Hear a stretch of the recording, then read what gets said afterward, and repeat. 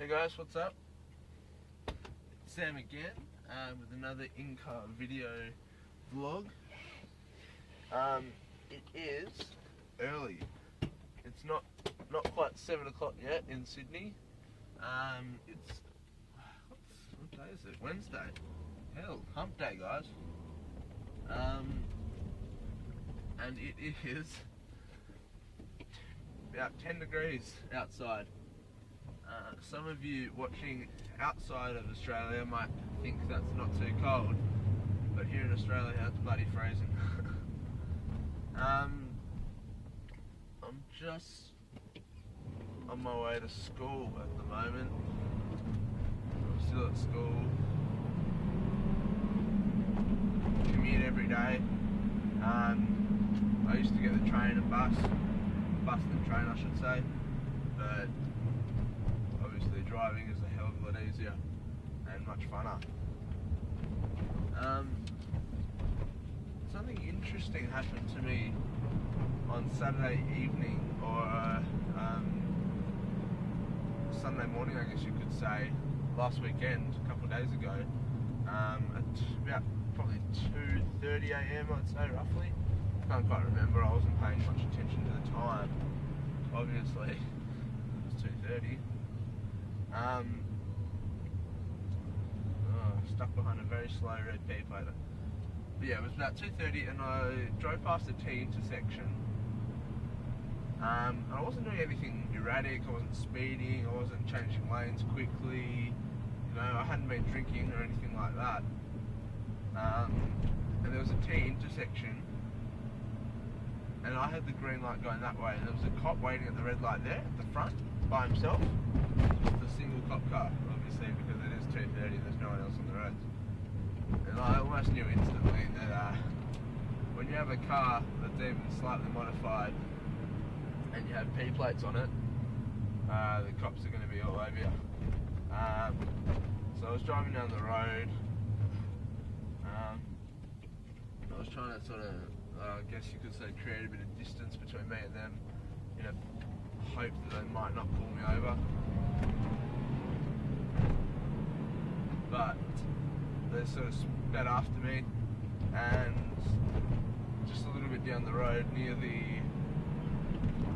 just before Warringah the mall, they pulled me over with full lights and sirens, and said they were going to conduct RBT, which is a random breath test. So they took my license and did all the background checks, checked who the car was, it's obviously mine, that it wasn't stolen or anything like that. But then, instead of doing an RBT, which they said was the purpose of the pullover, they, all three of the police, there were 3 police in the car, they all got out with torches and checked every bit of my car, every square centimetre of the car. They checked it for defects.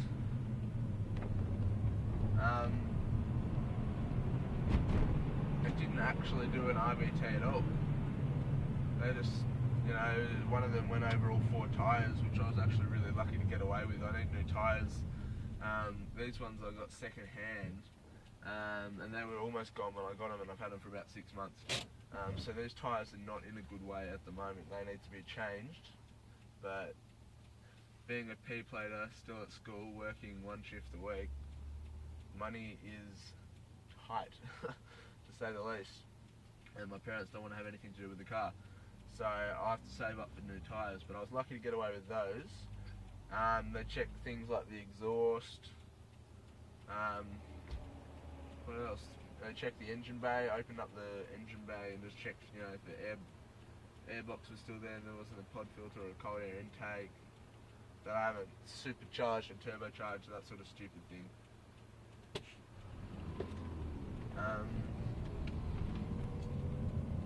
So yeah, that was a bit...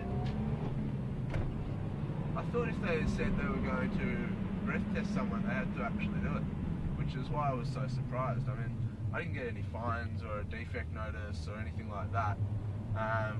All they said was to change the tyres, and then I made up an excuse about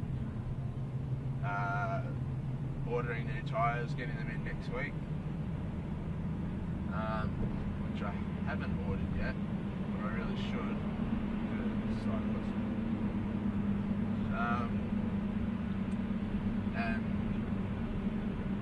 driving barefoot at the time. I like to drive barefoot just so you can feel, you have a much greater feel for the pedals, you know, for the clutch and all that sort of thing when you drive barefoot as opposed to wearing shoes. I'm wearing shoes now because I'm heading to school. But they also said that driving barefoot is an offence, which was weird. I thought, oh, it's weird, you know, I did my P's test in barefoot. I thought it would be fine. But that's another thing he told me. But that lady can't stay in her own lane, that's interesting. So yeah, I just wanted to tell you about that. That's my first real experience with the coppers. I haven't ever been pulled over before. I've been RBT'd before. That was like set up in a place, but I haven't actually had the full lights and sirens pull me over, that sort of thing.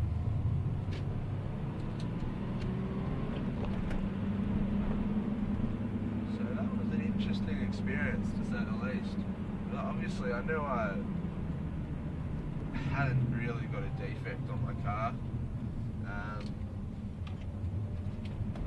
but who knows, you know, obviously every time you get pulled over by police, you fear the worst and you're always scared. Yeah, I got away with nothing that night, so that was good.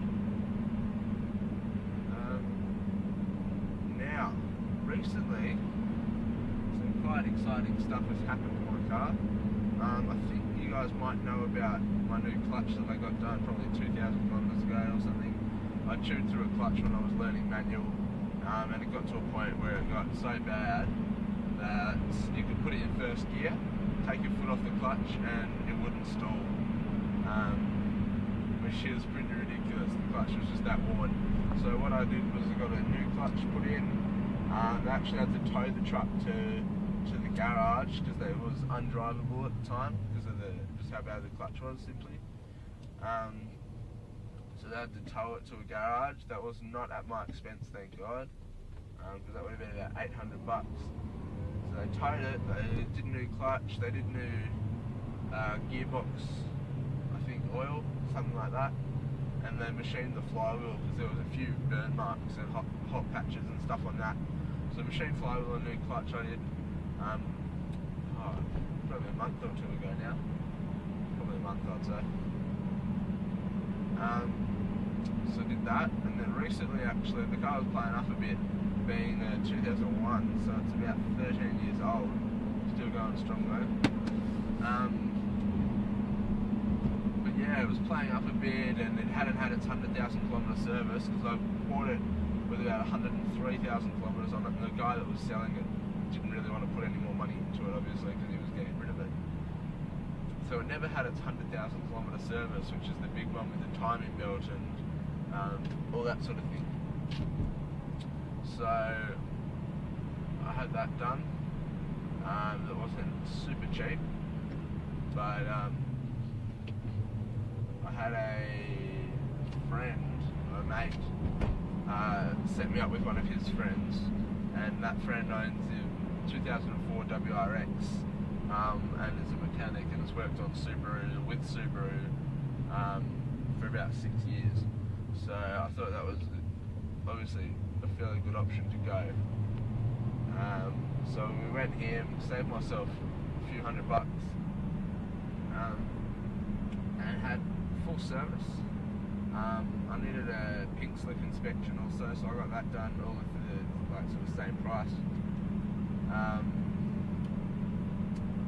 I had timing belt done, I had the hydraulic tensioner done, I had the timing belt pulleys done, I had the thermostat gasket done, I had my injectors cleaned, I had a full coolant flush and new coolant put in, I had all new oils, and just a general service just to get it running back 100%. And after that service, that was probably 500 kilometres ago, after that it feels amazing. Like you can tell when it's been serviced, especially with an old car that needs a bit of TLC, that I knew when I got it that it would require a bit of TLC. But yeah, I'm very happy with how it is now. So that was that. So there's been a fair bit of work done to it, such in terms of engine work and stuff, and it's all still stock, but there's lots of little bits and pieces that needed work on that I've done to get it back running 100%.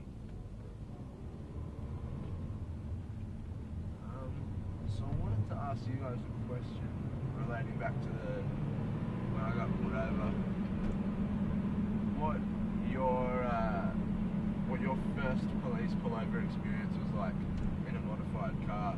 Now I know my car's not super modified, but it is partially modified.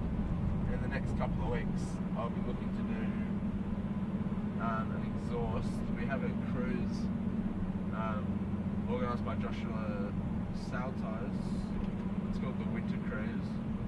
That's coming up in the term holidays. So that'll be good, and I want to get the exhaust done before then. So I have about 2 weeks to get that done. Hopefully I'll be able to get that done. So I have an exhaust, which will be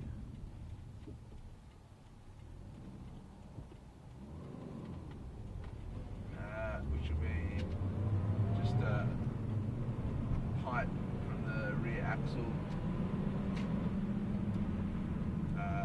to the end of the car, which is a defect, I believe, I think, but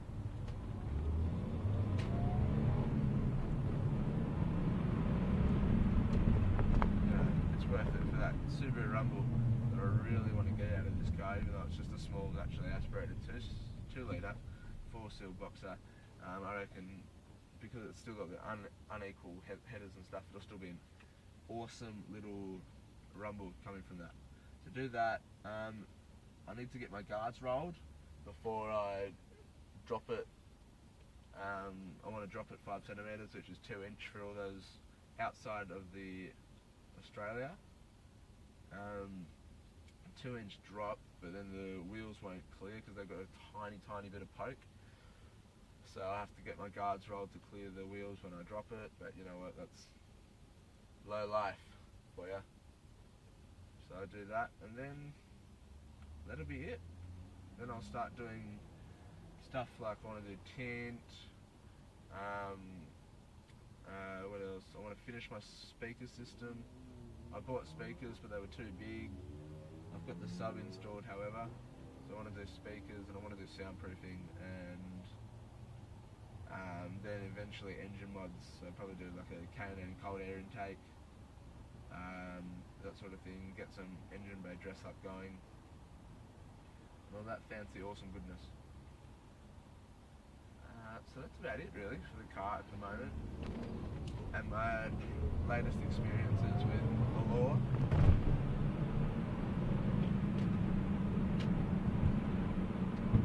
There's a big Jeep in front of us, a Hemi V8 6.4 SRT8 Jeep Grand Cherokee. Alright guys, well that just about finishes us. So thanks for watching.